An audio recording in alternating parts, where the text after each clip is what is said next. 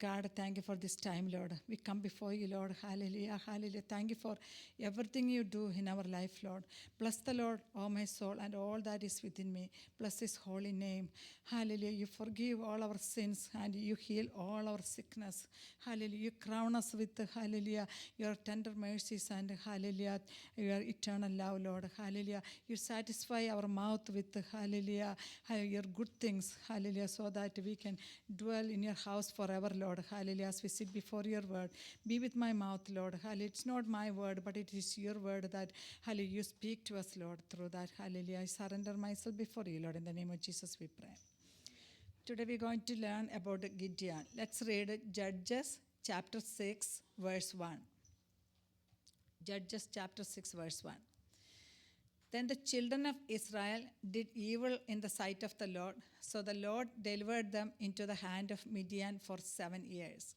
We all know that Gideon is a judges. During the judges' time, that's when Gideon was living, and they went through problems. And then Gideon was one of the judges who came, God used to deliver the people. So before we continue with the story of Gideon, let us look at the background. We all know that before the book of Judges, it is the book of Joshua. And Joshua was a good leader, and he led the people to reach to the promised land, and he divided the land for the people, and they all were, they were able to conquer all the places for them. And before he died, he told them, he was giving a good speech to the people and told them how great our God is and there are a lot of miracles God did. And he said, I'm going to give you a choice today.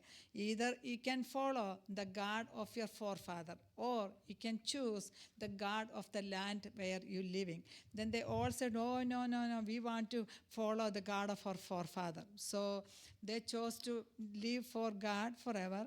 And then the Joshua generation died. The Joshua generation knew how to fight the battle. Joshua generation knew how to get into the promised land, how to get the inheritance. So they knew well. But the Joshua generation died. Now the Judges generation is growing up without knowing God, without knowing the power of God. So this is what we see. And then the Judges generation say, oh, no, we didn't avoid God. God is our God. We know that. They never stopped to be religious or worship God. But the problem was God was not the center of their life. Their priority was many other things. That is what grieved God many times. They followed the culture of the Canaanites. They followed the worship of the Canaanites.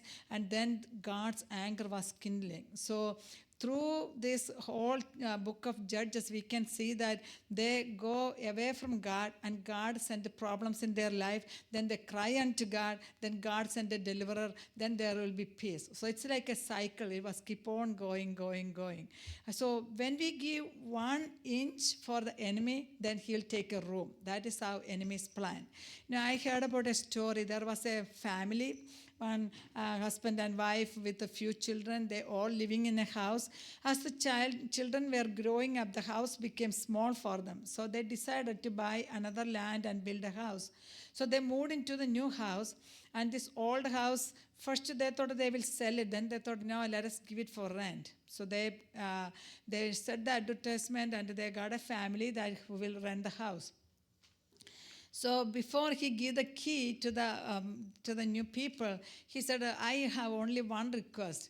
I put a nail in the front room. So that nail belongs to me. So whenever I want to put something on that nail, you have to give me the approval. If you agree with that, then you can stay in this house. They said, okay. So the first day he come and he put a backpack there. Then the evening he come and take it out. The next day he come and put the backpack there. Nothing happened. The family was not disturbed, so it didn't bother them. Sometimes he keep it for 3-4 days, then he come and take it out. Then after 1 month, he decided to put some dead meat in the backpack, and he put it and hang it there. And he didn't come for weeks. You imagine how to live in that house. That belongs to him, this guy, right? So the family doesn't want to touch it because the owner of the house is the one who put it there, and he already, we agreed together that belongs to him. So That smell was so awful they couldn't stay and they finally leave the house. See, this is exactly what devil does in our life too. He come with the small things and finally he somehow kick out God and he take over the place. So we have to be very careful. So this is what happened to the children of Israel. Let us go to Judges chapter 2 verse 11. Judges chapter 2, verse 11. Then the children of Israel did evil in the sight of the Lord and served Baal. See, first they had God in the center of their life. Then finally, he was not in the center anymore. Now, God is kicked out and now they are serving Baal. And God gave them up to the enemies and then keep on going the cycle. That is when this book of Judges, when we look through it, we can learn one thing: how forgiving our God is. No matter how much we go far away from God, when we come with a true repentance and give our life to God, He always willing to forgive and He receives us. That is such a powerful God. That's what we read all through the book of Judges. So this is when the story of Gideon comes. That we start in Judges chapter 6, verse 1. Judges chapter 6 verse 1 read like this. Then the children of Israel did evil in the sight of the Lord, so the Lord delivered them into the hand of Midian for 7 years. So Midianites were the worst enemy during that time, and they came and attacked Israelites in many areas. We'll see what are the areas they came and attacked. In verse 2, it says, Judges chapter 6 verse 2 says, and the hand of Midian prevailed against Israel. Because of the Midianites, the children of Israel made for themselves the dens, the caves, and the strongholds which are in the mountain. See, now they all have a house to live. But what happened? The Midianites came and they are attacking so much that they cannot even sleep in the house. And they have to go sleep in dens and caves and strongholds. Does that, when we look at in our life too, this is what sometimes enemy does. We all have houses to live. But the problems that enemy bringing in the house, between the children, between parents and children, between husband and wife, all the chaos and the problems, we cannot sleep peacefully in the house. And we try some other areas where we can find some peace. There are some people, when their problems are so much, they don't know how to fight. Then they will say, oh, let me go for vacation. Let me go enjoy with my friends. I just want to forget all my worries. So they go and hide in some other places. We all are good in hiding, right? So here, when Joshua, this is a very important thing we have to learn. When Joshua generation failed to train the children how to battle, when the judges generation come, they fail the battle. And the next thing they do is they go and hide. When we look at our forefathers, they were so good in meditating. They know the whole Bible from cover to cover. They know how to declare the verses when they go through problems. They know how to sit and pray for hours. They know how to do fasting prayer. But when the next generation comes, they don't know how to fight the battle. They are not that much trained. So what happens when the problem comes? They go and hide. This is the same story we hear in the King Saul's time. In King Saul, when he was ruling over, the enemies came, the Philistines came against. And what happened was they all were so scared. So this is what it says. When the men of Israel saw that they were in danger, then the people hid in caves and thickets and rocks and holes and pits, because they don't know how to fight. They don't have a weapon with them. So what is the next thing? Go and hide from the enemy. So this is where many churches are failing nowadays. They don't teach the children how to fight the battle, how to be on your knees when problem comes, instead of running away from the problem. So that is what we have to focus on and teach our children more and more. So now we can see that they're coming against the families. They cannot even sleep in the house. And what is the next thing they're coming and attacking? Let us read verse 3. Judges chapter 6 verse 3. So it was, whenever Israel had sown, Midianites would come up, also Amalekites and the people of east would come up against them. See, now it is not only the Midianites, now the Amalekites and the people of east, they're all coming against them. And they're coming and they're touching verse 4 saying, they are coming and taking all the crops. Whatever they plant, they come and destroy it. So they are coming against the finances. You work hard and you cannot bring enough money at home. You working hard and bringing money, then you cannot enjoy. See, it's coming and attacking against the finances. Then the next thing is verse 4. Then they would encamp against them and destroy the produce of the earth and leave no sustenance for Israel. They don't have any food to eat, so it is affecting their health. So we see that they are coming against their house, against their finances, against the cultivation, against the health, and now all the sheep and donkey, everything was taken away. So now they don't even have an animal to sacrifice to the Lord. So it's affecting their spiritual life. So every areas of their life, this enemy is coming and attacking. But there is a hope in God. God says that I can give victory in all those areas. Now we'll see why God chose Gideon. What is so special in him? We see him as a coward, right? But God saw a warrior in him. Let us read Judges chapter 6, verse 11 and 12. It says, now the angel of the Lord came and sat under the terebinth tree which was in Ophrah, which belonged to Joash the Abiezrite, while his son Gideon threshed wheat in the winepress in order to hide it from the Midianites. The angel of the Lord. So wherever you see the angel of the Lord, that is the pre-incarnate appearance of Jesus. So Jesus is the one who came there, right? So he came, and where he's seeing Gideon, Gideon is in the winepress and he's threshing the wheat. We will ask, Gideon, what are you doing? The wheat should be in the threshing floor, and now you are doing it in the winepress, so you are sure you are a coward. That's how we human beings look at him and say. But God is calling him, the angel of the Lord appeared to him, that's the next verse, and said to him, the Lord is with you, you are mighty man of valor. The reason why God is saying you are a mighty man is, when they plant something, the enemy come and destroy everything. And this man was able to plant, he was able to water it, he was able to make it grow, and he was able to cultivate it. So he is sure a mighty man, because he was able to protect his inheritance. The couple of weeks ago also we heard about protecting our inheritance. Naboth, he wanted to protect his inheritance, and because of that he had to lose his life. So no matter whatever we face, we have to make sure we protect our inheritance. Our children are our inheritance, our wealth is our inheritance, our health is our inheritance, our family life is inheritance. So we have to be on our knees. Somehow we have to protect our inheritance. Just be like that Gideon. So he's threshing the wheat by the winepress, and God is calling him. And then when God called him, he thought, who am I to do that? So let's read verse 15. Judges chapter 6, verse 15. So he said to him, oh my Lord, how can I save Israel?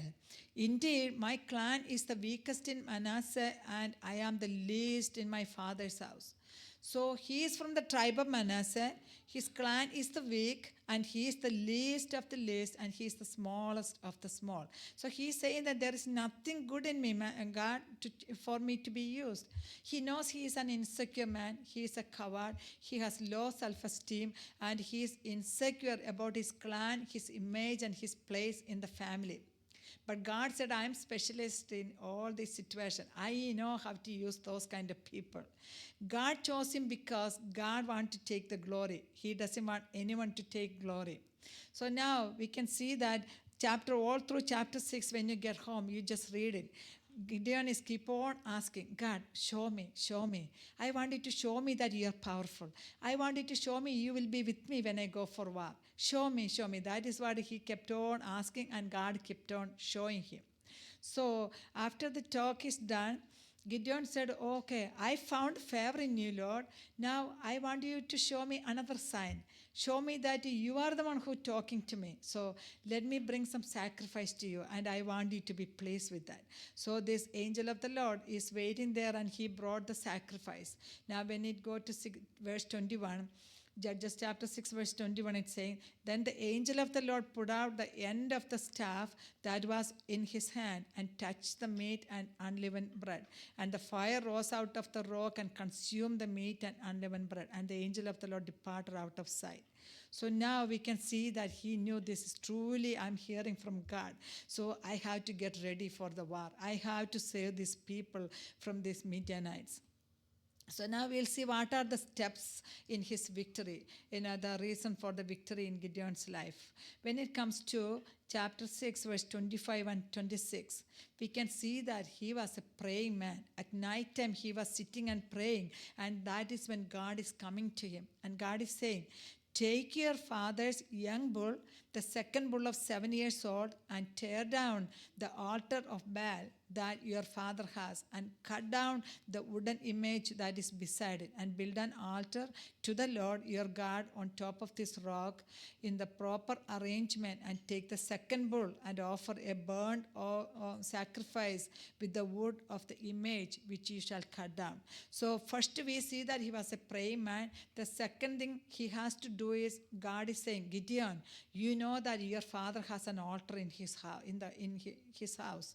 That altar belongs to God, belongs to Baal.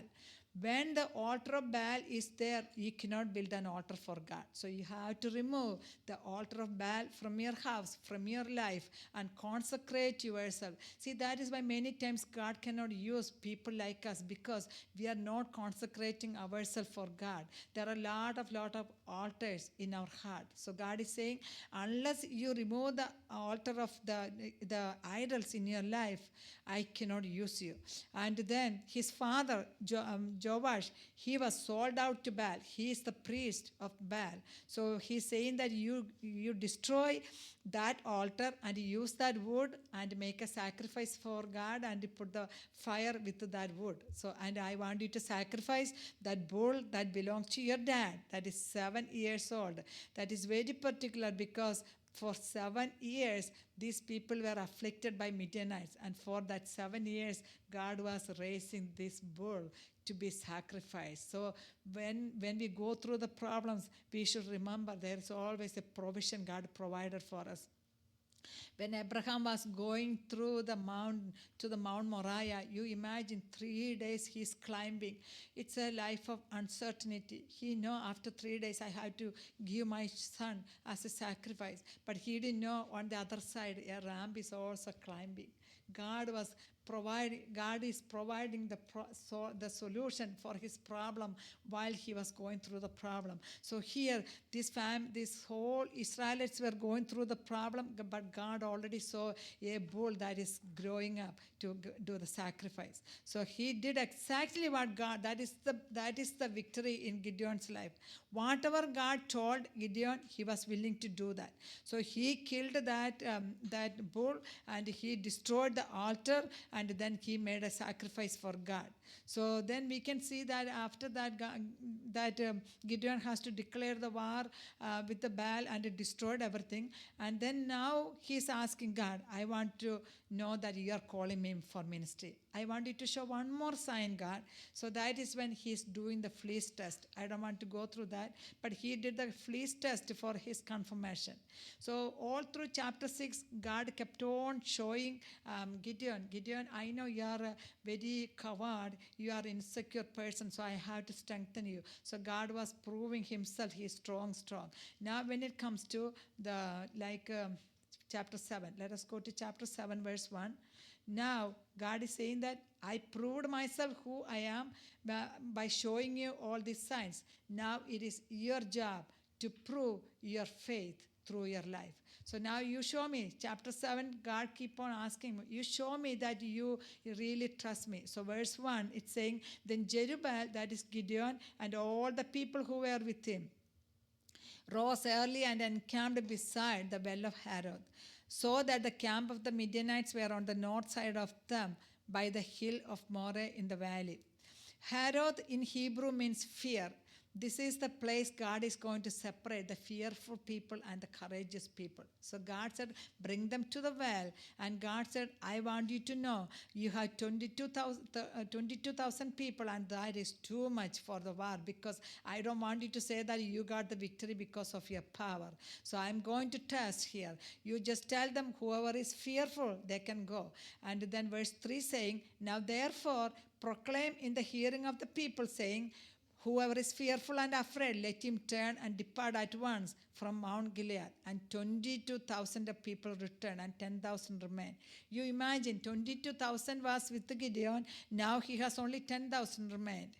And then still God is saying that is too much. Let us see how many people on the side of Midianites. Let us read Judges 8, verse 10. We'll come back here. Judges 8, verse 10. It shows how many people there. Now, Seba and Salmunna were at Karkor, and their armies with them about 15,000. Okay, so the princes Seba and Salmunna has 15,000 people with them, and then the left of all who were left of all the army of people of the east, for 120,000 men who drew the sword had fallen. So 120,000 plus 15,000, 135,000 on enemy side, and here Gideon has only 10,000, and still God is saying that is too much. And these Midianites are just 4 miles away from them staying.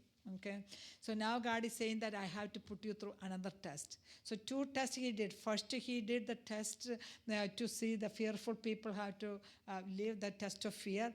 Now God said, I want to see who all are the one have priority for God in their life, or priority for the war in that. So now verse 5 and 6, Judges chapter 7, 5 and 6.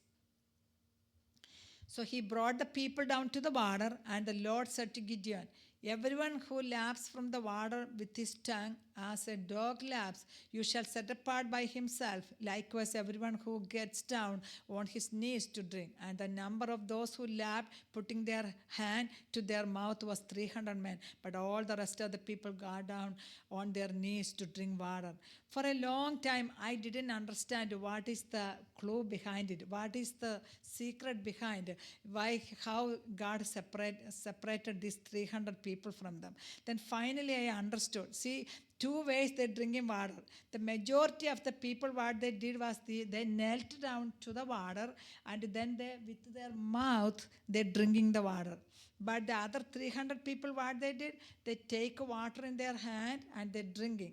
So that shows that they are very cautious people. They know that the enemy is just 4 miles away. If I just fall down to drink the water, if enemy come from behind, I don't know them. So I had to be very cautious. So even when they're drinking water, they're looking here and there to see that we are safe or not. So God is saying, I want that kind of people. They're always cautious about enemy's attack. They're always cautious and prayerful about their families, their children, and they are the cautious people.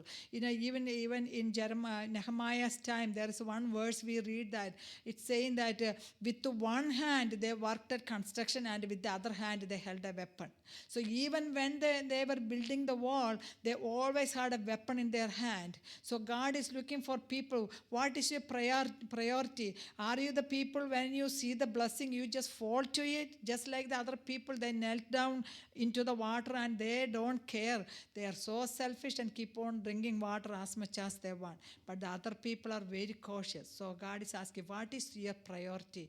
Are you, even when you are enjoying the blessings, are you still careful about, are you vigilant about the enemy's attack? So God is saying that enemy is always come like a roaring lion. So be sober and vigilant. So God is saying that you use these 300 people and go for war. This is like you imagine you and me standing in that position. God is saying, you take these 300 people, go against 135,000 people. Can you imagine going for war with such a vast army, going with 300 people? And that too, they didn't have any weapons with them. They didn't have any sword or nothing. What is the weapon they're using? They're using some weird weapons. Let us go to 16 through 18. 7:16 through 18. Then he divided the 300 men into 3 companies, and he put a trumpet into every man's hand with the empty pitchers and torches inside the pitchers. And he said to them, "Look at me and do likewise. Watch, and when I come to the edge of the camp, you shall do as I do. When I blow the trumpet, and I and all who are with me, then you also blow the trumpets on every side of the whole camp and say, the sword of the Lord and of Gideon." I don't want to go too much deep into it, but we all know the story. When they blew the trumpet and then broke the pitcher, and then the enemies were so fearful and they fought each other and they killed and they all ran away from there. So God told them to use only 300 people. God told Gideon, use the weird weapons, but it is not on that 300 people. It is not on that weapon that they got the victory. It's all came from God. And Gideon was willing to completely obey whatever God said. That is where the victory came. So God is asking, are we able to completely obey God's plans in our life? So by obeying God and his strategy, that is how he got the victory there. Now, when we'll go, there is 5 things I just want you to remember. God can use common people. Gideon was not a warrior, not a soldier, but God used a common people like Gideon. God can use you and me. And then God uses consecrated people. We have to get rid of the idols and things in our life and God be the priority. If you can do that, God will use you mightily. And then God uses courageous people. God said all the fearful people should leave. Only courageous people should stand for me. Whether it is only minority, they stand for me. Then God saying that God uses cautious people. And the last thing, God uses praying people. Gideon was a praying person. That is why God was able to reveal everything to him. So now I'm coming to the main topic of the story message today. That is chapter 8. God is asking, when in the days that I deal with you, there is a verse in Ezekiel, I just want to read it. Can your heart endure, or can your hands remain strong in the days when I shall deal with you? God is asking, when I deal with you, when I put you through test, can you stand strong, remain strong in the presence of me? So now God is putting Gideon through test to see, are you really loving me? Are you really standing with me? I want to put you through test. So chapter 8 is a test that Gideon going through. That is really the portion I wanted to share. So a man who started the chapter 6, Gideon in chapter 6 is not the same Gideon in chapter 7. In chapter 6, he was a coward man. He was an insecure man. But in chapter 7, with God's help, he brought a great victory. But when it comes to chapter 8, he's a totally different person. That is what really touched me. So now let us read. He going through the first test, that is the criticism test. God is testing him. When people mock at you or when people criticize you, are you going to talk back at them, or are you going to come with the fist and deal with them? What do you do? Let us see what Gideon did. Judges chapter 8, 1 and 2. Now the men of Ephraim said to him, "Why have you done this to us by not calling us when you went to fight with the Midianites?" And they reprimanded him sharply. So he said to them, "What have I done now in comparison with you? Is not the gleaning of the grapes of Ephraim better than the vintage of Abiezer?" So you should remember, Gideon is from the tribe of Manasseh. And who is coming to complain? His own brothers. Ephraim. Manasseh and Ephraim are brothers. His own brethren coming and complaining, "Why you didn't call us for the war?" See, when you chose those 300 people, we want to be there. We want to be in the decision making. We want to be there in the first portion. We want to be on the top when you make a decision. So why you didn't call us? They are so angry at Gideon, and they want to take all the credits. So, but let us see what he replied. Verse 3 saying, Gideon responded to this criticism with much wisdom and grace. He said, God has delivered into your hands the princes of Midian, Oreb, and Seb, and what was I able to do in comparison with you? Then their anger towards him subsided when he said that. In other words, Gideon was saying, you guys are the one who killed those mighty princes. See, I couldn't do it. I'm nobody. I don't have enough strength. You are the one. So all the credit goes to you only. When he said that, Ephraimites were so happy. Oh, all the credit come to me. Gideon saying he was nobody in this. So then now they are not angry. So Gideon passed that first test that he went through. So the criticism test he passed. Now let us see the second test he went through. God, when Jesus, after 40 days of fasting and prayer, devil came to him and offered, if you bow down before me, everything will be for you. So he came with some offer, and Jesus didn't fall for it. So here also these people coming to Gideon, in verse 22 and 23, we can see that. They're coming and offering position. Hey Gideon, you are the one who brought victory. We want you to be our king. Not only you, who are the one? Then the men of Israel said to Gideon, rule over us, both you and your son and your grandson also. And you have delivered us from the hand of Midian. But Gideon said to them, I will not rule over you, nor shall my son rule over you. The Lord shall rule over you. See, they are offering this position not only for Gideon, for his son, his grandson. Oh, this is going to be generation after generation. We are going to be the king. But Gideon said, no. God is my king. So he passed that test also. So 2 tests he passed, but when it came to the next test, he flung there. That is what many Christians fail in this area. Let us read chapter 8, verse 24. So, you know that 132,000 people, 35,000 people came against 300 people, and they all got destroyed. So, you imagine all the plunder they got from there. When they collected all the gold and silver and everything, it was piled up there, and it was like equal to like 1,700 shekels. That means 42 pounds of gold there. When Gideon saw that, oh my goodness, his heart changed. He saw all this gold. What is he doing now? Then Gideon said, he was so prideful. He said, see, all this came and all this victory came because of me. Now he became prideful and he became greedy. Now we can see the response. He refused, I don't want to be a king, but now I see something. And he's saying there, verse 24, then Gideon said to them, I would like to make a request of you that each of you would give me the earrings from his plunder, for they had golden earrings because they were Ishmaelites. Although he passed those 2 tests, this test he failed. And then what happened? He brought that and he made a vest. He made an ephod. We may wonder, what is the problem with making an ephod, God? You are the one who commanded we should make an ephod, and we should use that when we come to your presence. Even in Exodus, let us read that portion. Exodus 28, verse 12.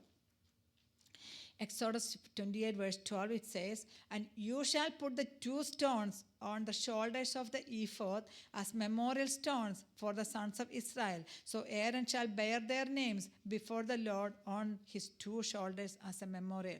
So the high priest is supposed to wear the ephod, and he is supposed to keep all 12 tribes' name on the ephod, and he has to intercede for those people. And there are 2 stones there, the Urim and Thummim, and those are the one he used to get the guidance from God. So these are all used by the high priest. So when he saw all this gold, he thought, okay, let me make an effort. I don't want to be a king, but I want to be a priest, so I can direct these people. I can take control over all these people, and the rest of all the gold will come to me. See, this is his agenda. He had a private agenda there. Let us read Judges 8:26. Now the weight of the gold earrings that he requested was 1,700 shekels of gold, that equals 43, 44 pounds. That is like $1 million worth of gold is there. Beside, not only that, there is other crescent ornaments, pendants, and purple robes which were on the king of Midian, and beside the chains that were around their camels' necks. These 135,000 enemies, they all had the camels, they all die in there, and you look at them, their camels also had a chain of gold. So if he collect all this is more than $1 million worth of gold is coming to my house, and I can make an effort and I can control all these people. I can live all my life, all the days of my life forever and ever happily. So this was his agenda. The gold, verse 27, then Gideon made it into an ephod and set it up in his city Ophrah, and all Israel played the harlot with it there. It became a snare to Gideon and to his house. This is where the many people fail. There is one thing you have to understand. When Gideon got rid of all the Baal and all the altars in his house, all the idol altars from his house, and from his house, his ministry started. Now, when he had another idol came into his life, his ministry ended. That is a very fearful thing we all have to remember. Always examine ourselves and see, is there any idol in our life? Gideon got rid of Baal and God used him. Now he brought another idol in his life, the greed and the idol, and he made that effort. It is not only him got destroyed, and the whole nation sinned against it. When Jesus was on the cross, died, and then buried, all the disciples were so much fearful and discouraged. And then Peter said, I'm going for a fishing. And he is not the only one went. Other people also went with him. So always remember, when we backslide, there are other people who are always sitting on the fence. They are also ready to follow you. So here, all the Israelites sinned against him just because of one person's decision. And he lived happily. The saddest part is all Israel played harp with that. And Gideon had a private agenda. He didn't want to be the king, but he wanted to be the priest. And the priest should come. Bible clearly says God gave them. And the law that only the priest should come from Levi. Why all these Israelites were there? Why nobody spoke up for the truth? Hey Gideon, what you're doing is wrong. You should not make an effort. You should not do this, because this belongs to only the Levi, the tribe of Levi. Why nobody spoke up? Because they all are kind of blinded. So that's what happened. And so because of that, they all, sinned against God.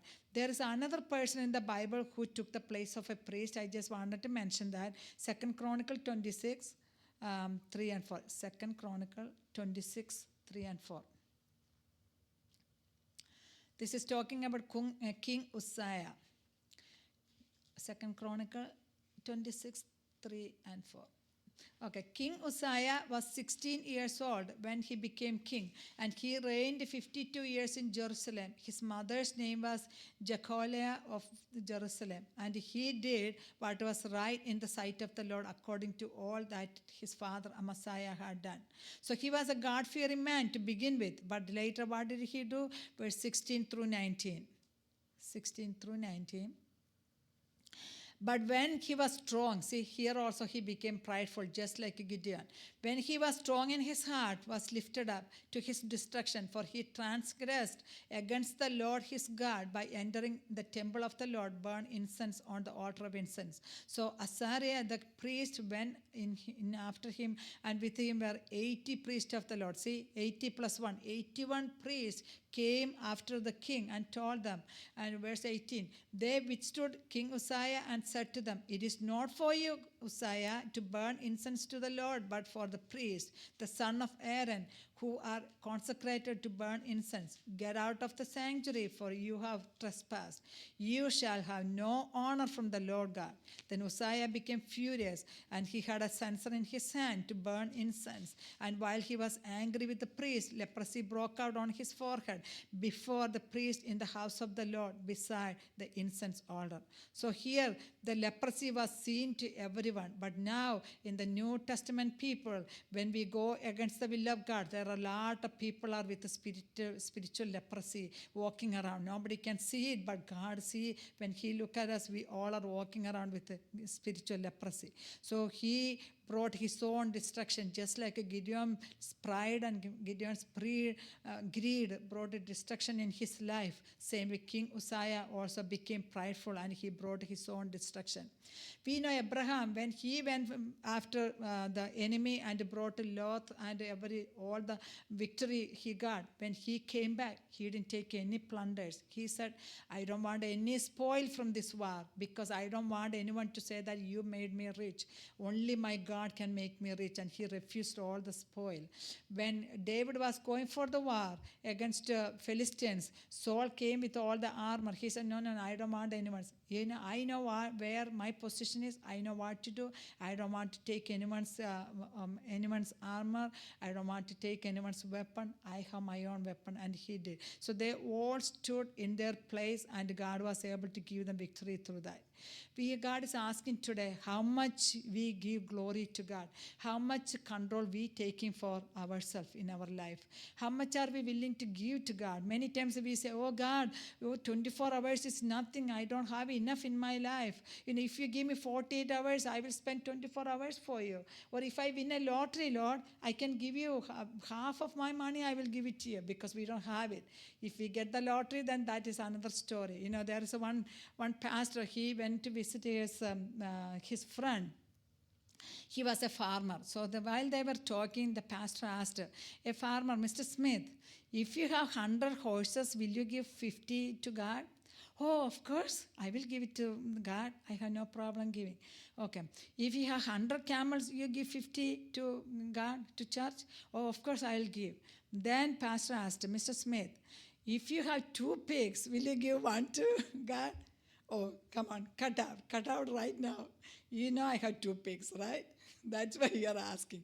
So when we have things in our life, God asks, we are very reluctant to give. But if things we don't have, we'll say, God, if you give me $1 million, I will give 50 to half of it to God. People are very quick to respond. But when God is asking, give all of it to God, then we are not willing to give it. So when opportune time comes, we can see the true person in us. Gideon showed who he is when the opportune time came. When all the gold was glittering in front of him and when all the people are praising him because he won the war, he took all the credit for himself and his eyes went after that and he was greedy for that. He started very well and he finished wrong. He was very humble in the beginning and he became prideful. He was seeking his own glory. So, but one thing we can see that, he broke all the altars of, I wanted to tell that again, he broke all the altars of Baal there, but then after he fell from God, these people all took the Baal back. They started worshipping the Baal again. So now let us read one more part. Okay, there's one encouraging verse I wanted to tell that even though Gideon was very bad, a very, very like a coward person, in these 3 chapters, he was able to destroy these Midianites. And for 40 years, they were living at peace. So he was able to accomplish many things there. He was training them for 40 years, and for 40 years, Midianites didn't even rise up. So they were able to live in peace because of that. Verse 28, let us read Judges chapter 8, 28. Okay. The Midian was subdued before the children of Israel so that they lifted their heads no more. And the country was quiet for 40 years in the days of Gideon. So Gideon was able to accomplish that. And he was very weak person, but at the end, God is saying that, when you come to God and surrender your life before God, even though you say you're weak, I can use you just like a Gideon. So these are the things that God is teaching us through this story. If you surrender everything and if you are able to consecrate just like Gideon did, remove all the idols from your life. It could be greed, it could be lust, whatever is in your life, remove it, then God can use you mightily. And God saying that I know your weakness, but I am a forgiving and a merciful God. So encourage each other to stay in that anointing and the place where God called us to be, so that we can finish well, not like a Gideon, we can finish well.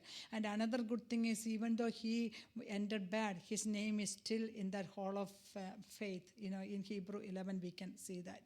And the Joshua generation, God is another thing God is asking, can you be the Joshua generation? The Joshua generation fought the enemy. The Joshua generation was able to enter the promised land. Joshua generation was able to divide all the inheritance to all the people, and they had a great vision. So can we teach our children so that they will not become a judges generation? They will be able to fight the war, and we can train them, because that is what God appointed as parents. God appointed us to be the Joshua generation and to train them well. Otherwise, the same thing what happened in the book of Judges will happen in their life also. When problem comes, they don't know how to fight, so they go and hide somewhere. So let us examine ourselves before God. I'm just going to give you an assignment today. Just picture your heart as a throne. There's a throne sitting in the middle of your heart. And you examine, you see into yourself and see what is sitting in that throne. Is it like a pride, or is it like a greed, or is it lust, or the cares of the world, or God? God is in the center. Let us examine and surrender before God. God is looking for a heart that is fully surrendered. God is not looking for people who are strong and courageous, who are powerful. God is looking for who all are willing to surrender before God, and who are willing to obey whatever God says. If we obey, God can bring mighty victory in this nation, in the city where we are living, and in our family and every areas of our life. God can bring forth victory through our life. Let us pray. Father God, we come before you, Lord. Hallelujah. Thank you for teaching us, hallelujah, through the life of Gideon, Lord. Hallelujah. Gideon knew how weak he was, and God is looking for people who are aware of their weakness, and they trust in God. Those are the people God is going to use, and help us to be those people, Lord. Hallelujah. We are aware of our weaknesses. We are aware of our shortcomings, but we know that when that powerful God is on our side, we can be victorious. Even though 135,000 enemy may come against us, even we are minority, but if we know how to be on our knees, we can take victory. And help us to train our children how to, hallelujah, meditate on the word, and help us to train our children how to, hallelujah, be on their knees, and how to fast and pray, and how to declare the word of God. So when they face enemies, they're not going to hide in caves and things, Lord. Hallelujah, hallelujah. Our generation may leave soon, and the next generation come up, and we want them to live a victorious life. That is the legacy that, hallelujah, they can carry. Hallelujah, Lord. We surrender before you, Lord. Forgive all our sins, and remove all the idols from our life, Lord. Hallelujah. Let you be the center of our life. Hallelujah. The Israelites take back, hallelujah, when Gideon died, they took back the Baal that he destroyed. Hallelujah. Just because one person sinned, everyone sinned. Hallelujah. We don't want to lead people to backsliding, Lord. We don't want to be that kind of people, but we want to be in the front line to bring them to Christ. Hallelujah.